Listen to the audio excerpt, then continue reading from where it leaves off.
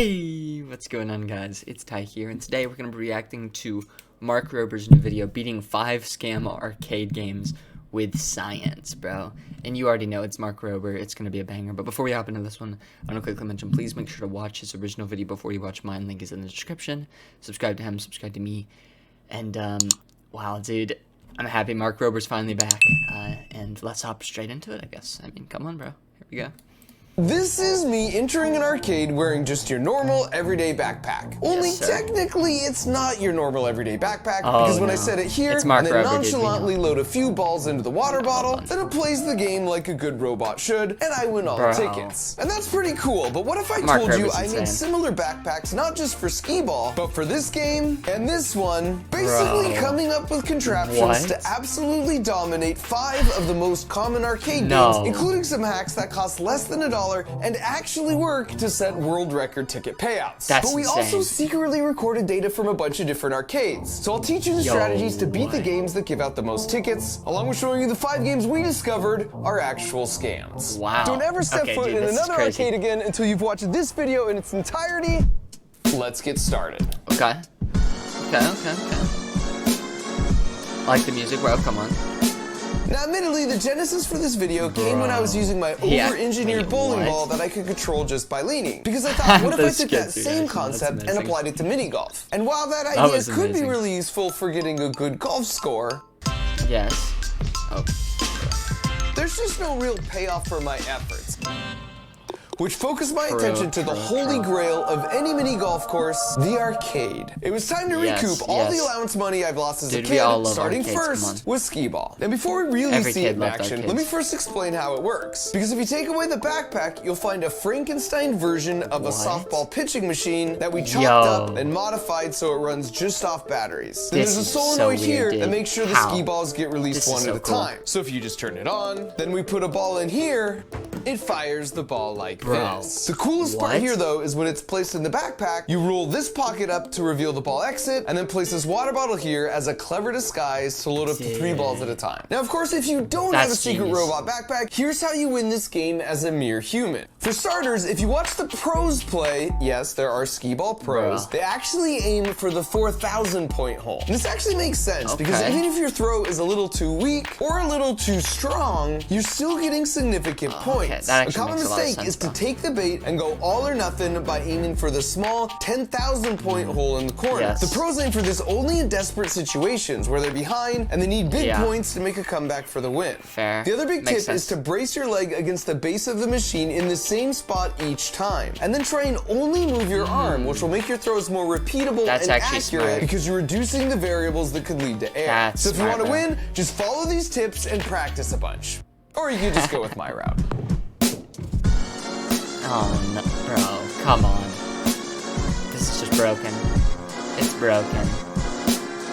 So then when you're all done dominating, or if you think one of the workers might be getting suspicious, you can just pick up the backpack at any point and walk away with a bunch of tickets on your card. Up next is one of my personal favorites, basketball. In this case, the backpack is being used just to smuggle the special mechanism inside. Because to the untrained eye, this is just a normal basketball, when in fact, it's a robot in disguise. Now, before I show you exactly how it works, you first need to understand how these games work. Just underneath each rim is an infrared laser and a detector. And then on the front of the rim, on the other side of that metal plate, is a reflector. So when the laser beam shines straight forward, it bounces off the reflector, and then the sensor's like, yep, I can see the beam. So when a ball goes through the hoop, it breaks the beam, and the sensor's like, aha, I didn't see it for a second. At which point it tells the game to add 2 points to your total, because that means you must have scored. In engineering, we call this a beam break detector, and it's the exact same concept you have as a safety feature on your garage door. So if you really want to destroy the high score here, the ball needs to break the beam, then somehow get out of the way so the beam reconnects, and then come back and break the beam again over and over again as fast as possible. But if you think about it, the whole ball doesn't need to actually get out of the way, just the part in front of the beam itself. And how might you do that? Well, one way is to 3D print the bottom hemisphere of a basketball in 2 parts attached together through some linear guide rods, then add a battery, micro microcontroller and servo motor so the bottom part of the shell can translate up and down. This way it would reconnect the beam and then break it over and over again and register 2 points every time that happened. Now you just need a way to grab the rim so you can hang out there while you perform these shenanigans. And if you had some pneumatic pistons connected to a mini pressure intake controlled by a solenoid valve triggered by an RF remote, then you could shoot the ball normally, and then with one push of a button, piston rods would shoot out and grab the rim, and then once mischief was managed, you trigger the remote again, and they would retract. Now if you just add another 3D printed hemisphere on top, then glue on the actual basketball skin, and when you put it all together, it would look something like this. That's so crazy. Now if you don't happen to have a robo ball, here's a few tips that will help you get the high score for this game. Now the most important thing is you never want to waste time waiting for a ball to roll down to you. And since these games normally come in pairs, just swipe your card on both games and then temporarily borrow the second set of balls. Genius. Now this should give you plenty more than you need, so just keep the balls that are the least inflated. Now you start the game and get into a rhythm where you finish your shot with one hand and then start grabbing or replacing the ball with your other hand before your first shot has even gone in. Or if the rim is close and you want to get really extreme, you can just go with a two-handed shooting strategy like this guy. But even that strategy is no match for my spherical transformer, because when I'm ready to go, I just shoot the ball with one hand and then hit the remote right as it's about to go in.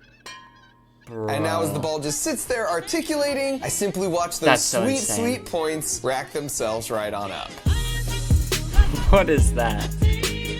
That's so insane.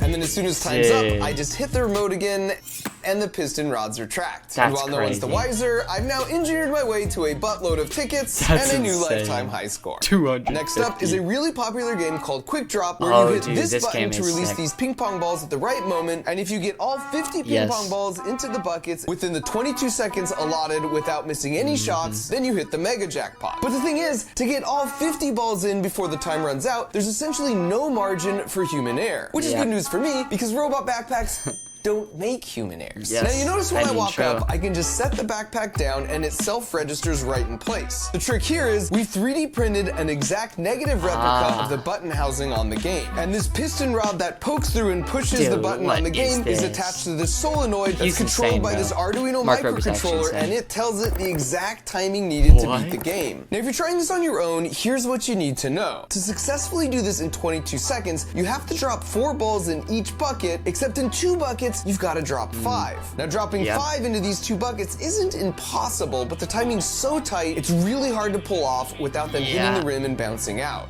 Now the jackpot starts at 500 tickets, and every time someone loses, it goes up by 2 tickets, and each time that happens, the game gives you just a little more total time on the clock. And so if you ever see the jackpot at more than 625 tickets, enough time is now on the clock where you only need 4 balls per bucket to win, and it's definitely worth trying it a few times because that makes it so much easier to pull off. Alternatively, if you're too impatient to wait for the jackpot to rise up, you can just go to school for 6 years to get a degree in mechanical engineering and do it this way. I mean, fair enough, right? Yeah.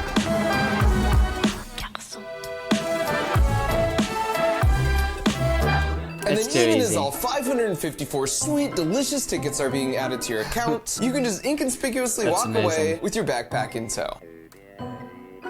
That's so amazing. For our next game, we've got the perennial arcade favorite, air hockey. Now this is the most complicated of all the builds because if you look closely here at the top, there's a hole in the bag for a camera to look out through. Then stripping away the backpack, you can see that camera connects to the brains, and in this case, it's a Raspberry Pi, which is basically like a mini computer instead of just an Arduino microcontroller like all the other builds have used so far. The reason this one needs a bit more brain power is because it uses computer vision to track the puck, and based off the trajectory, it makes a prediction, then sends instructions to rotate this servo, which is attached to an arm that moves the paddle and protects the goal. Yo, that's so cool. And perhaps my favorite part of this build is that it obviously won't work if the whole thing is sliding and moving all around. So we need to anchor it down securely into position, but we need to do that quickly and discreetly. Our solution here is a pair of neodymium toggle magnets. So if you simply turn both of these knobs, the rare earth magnets move into position and anchor it to the steel frame of the air hockey table, and it's basically cemented in place as you can see here.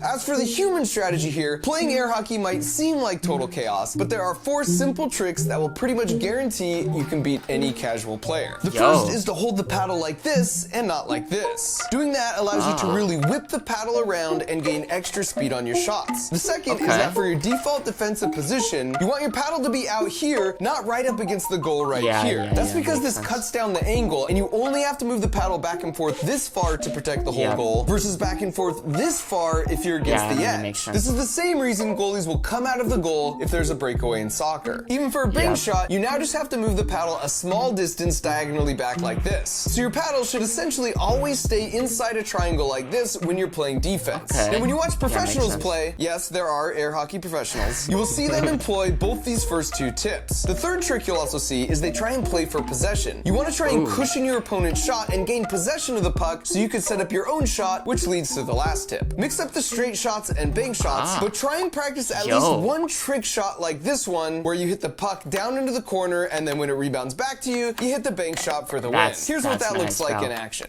Now, the real benefit of my backpack system is you can be playing your opponent, but then when you get a phone call or you have to attend to some other important matters, your goal is in safe hands. That's amazing. Bro, this poor person.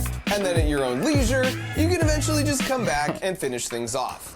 Then with the victory securely in hand, you just disengage the 2 toggle magnets with a twist, and you're good to go. And finally, we've got the ultimate test of strength, the punching bag game. Now for this one, to make it more interesting, I wanted to find and challenge the guy in the arcade whose muscles looked the least like mine. So I stepped up first and rocked a 678 out of a possible 9. Not bad. But then he stepped up. Oh gosh. And rocked an 877. And since that's bigger than 678, the trash talking commenced. Slightly. Maybe if you spend a little less time at the computer, a little more time in the weight room. So that was disappointing, but lucky for me, I had a trick up my sleeve. Like, actually, because that's a fake arm in order to disguise this. Oh my gosh.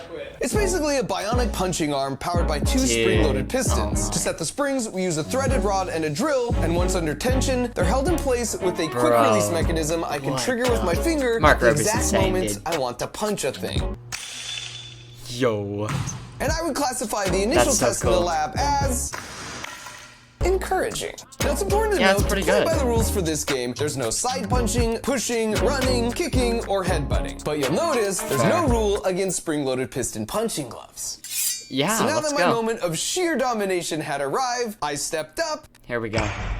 Yo, come on. And rocked an 838, which was less than 877, which was disappointing. Dang it! And in hindsight, I should have known it's really hard to compete with the human body in terms of things like punching and throwing, because we're just so efficient with those mechanics, and I have to sacrifice a lot of the speed and momentum of my own arm body system when I'm wearing that heavy wrist-mounted puncher. But you know what? I'm a fighter, and what I lack in muscle mass, I make up for in tenacity. So out of curiosity, I took a closer look to see how the machine actually works. And it turns out it has a beam brake sensor just like the basketball game. So as that odd-shaped metal piece, which is attached to the axle and punching bag, rotates around, the beam has this tiny window to hit the sensor. You can see the sensor in the front view here. So the game cleverly measures how many milliseconds the sensor sees the beam for, and from that, it infers how quickly the bag is rotating on the axle, and therefore how hard it was punched. And this gave me an idea. So I went to the prize counter and redeemed a few of my jackpot tickets I'd been stocking up in exchange for a Pez dispenser. Step 1 was to unwrap and eat some of the Pez, because they're just delicious. And then for step 2, I removed the head and cut the arcade card like this, and then taped it here, and then went and tracked down my new friend. My theory was that if I extended the Pez dispenser and modified card out like this, and then let go, the force of the spring would retract the card, and it would break the beam so fast, the machine would think it was an insanely fast punch. But would it actually work? And it turns out, it absolutely does, because I maxed out the machine. So, yeah, use this information responsibly, kids. Now, a few years ago, I made a video where I visited the carnival and collected data on all the games and then used physics to expose which carnival games were rigged and then showed how to beat them. So this time around, instead of the carnival, I once again bribed some family friends with unlimited Slurpees in exchange for them collecting a bunch of data at some local arcades. And in addition to uncovering which games were scams, which I'll cover in just a minute, here's what we discovered. For starters, the most popular games in the arcade were the redemption games, as opposed to the experience games. And here's what I mean by that. Sense. Redemption games are the games where the goal is to win tickets. So like the coin pushers, or this Plinko game, or spin the wheel. On the other end of the spectrum, you have experience games, like air hockey, skee ball, or racing games. It's a trade-off, because the games on this side of the spectrum give out more tickets, but it's not as much about the fun of the experience. And then in the middle of the spectrum, you have games like the ping pong drop, or hit the clown, that have middle-of-the-road ticket payouts, but they're also middle-of-the-road fun to play. Now, since the games on this side were a lot more popular, they earn a lot more money for the arcade, even when you factor in the higher ticket payouts. We found that for a medium-sized arcade on a busy day, the less popular games were played 25 times, and the more popular ones could be played up to 250 times or more. At an average gameplay of $1, that means each game makes $25 to $250 per day, or about $7,000 to $70,000 per year. And finally, we found that if your sole goal was to win tickets, coin pusher games like this Avengers one seemed to be the best return on investment. But honestly, you can just ask one of the workers there who are hanging out making minimum wage and are probably pretty chill, because chances are they'll just tell you which ones they regularly see pay out the best. Alright, so finally, let's get to the real juicy part and talk about which games we discovered were basically scams. Now, I actually have some experience in this area because a few years back, I built my original backpack arcade robot to dominate this game. Basically, it would sense the light turning on a few lights in front of the jackpot light, then it would hit the button with sub-millisecond precision, and then we would touch nothing in between runs, and yet it would alternate between missing both short and long. In other words, the timing on the jackpot light doesn't match up with the duration it's lit, and it's very different from all the other lights. You can actually test this yourself by picking a random light, and you'll find miraculously you could somehow hit that random light every single time you try. Now, this caused me to dig a little deeper, and after a bit of research, I was able to locate a copy of the owner's manual, at which point I discovered the arcade owner could just manually set how often a jackpot should be won. So this time around, I was curious what other games were essentially running the same scam where you think it's a game of skill, but in reality, the arcade owner is controlling when a jackpot's won. And as it turns out, this really popular game called Stacker employs the same trick. This other really popular game, Keymaster, and this Cut the Rope game are also, in fact, running the same scam. In all three cases, I was able to get a hold of a copy of their owner's manual, and each one has some language around how the arcade owner can specify how often a jackpot occurs. I also found many, but not all claw machines have language around how it will close with full strength, but then back off to a much weaker strength of whatever is set by the owner. For this reason, it's best to try for prizes closest to the exit hole to minimize the amount of time it's held in the claws. And I call these games scams because they present themselves as winnable games of skill, when in reality, it's essentially a random dice roll that is heavily stacked against you. And just like at the carnival, the most lucrative games are those where people overestimate their chances of winning because they seem to get close, but they don't quite win. In gambling psychology, this is known as the near-miss effect, and it will lead to increased play of the slot machine. But this is much worse than a slot machine, because at least in that case, you know it doesn't matter how you pull the lever because it's random chance. And on top of that, those games are regulated, so there is a minimum payout required by law. So for every dollar, for example, put into a slot machine, they have to pay out at least 80 cents back to the players. But for those scam arcade games I just mentioned, the default payout rate is on average 20 cents for every dollar you spend, but a shady arcade owner could basically set that to 0 and no one would know, and that would be perfectly legal. And that's especially messed up because it's primarily played by kids. So if you remember nothing else, just try and pick games that avoid any sort of digital winning element that can be rigged, because in those cases, you just never really know what your chances are. These games, however, are all great options to at least have a better sense of your actual odds of winning. I've checked the manual for all of these, and what you see is exactly what you get. And I can vouch, some arcades are more fair about this than others. For example, my home arcade here refuses to carry any of the games that can be rigged against you, which I think is pretty cool. However, if they happen to see this, my only suggestion is that moving forward, they should probably institute a no backpacks allowed policy. And perhaps also don't let people redeem tickets for Pez dispensers. Yeah. Fair enough, dude. That's fair, bro. That was an amazing video by Mark Rober, bro. I'm sorry, I'm like baffled, bro. This man's insane.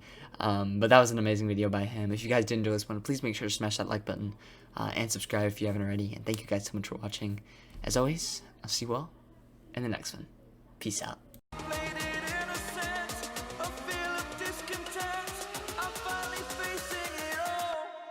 Fearless.